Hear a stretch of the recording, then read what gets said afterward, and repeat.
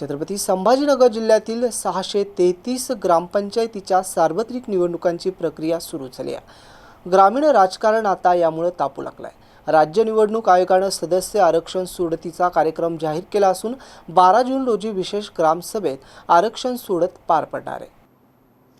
वैजापूर तालुक्यात सर्वाधिक 105 ग्रामपंचायतीच्या निवडणुका होणार असून सोयगावात सर्वात कमी 42 ग्रामपंचायतीचा समावेश आहे। 10 जुलैपर्यंत आरक्षण प्रक्रिया पूर्ण होणार असून दिवाळीच्या सुमारास प्रत्यक्ष मतदान होण्याची शक्यता व्यक्त केली जाते। सध्या बहुतांश ग्रामपंचायतीवर प्रशासक कार्यरत असल्यानं या निवडणुकांकडे संपूर्ण जिल्ह्याचं लक्ष लागलं आहे। ग्रामीण भागातील राजकीय समीकरण पुन्हा एकदा बदलण्याची शक्यता निर्माण झाली आहे। छत्रपती संभाजीनगर जिल्ह्यातील 633 ग्रामपंचायतीच्या निवडणुकांची अधिकृत प्रक्रिया सुरू झाली असून इच्छुक उमेदवारांनी मोर्चे बांधणीला सुरुवात केली आहे। 11 जून रोजी विशेष ग्रामसभेमध्ये सदस्य आरक्षण सोडत काढण्यात येणार आहे। त्यानंतर तालुकानिहाय आरक्षण निश्चितीची प्रक्रिया पूर्ण केली जाणार आहे। वैजापूर तालुक्यात सर्वाधिक 105 ग्रामपंचायतींचा समावेश आहे।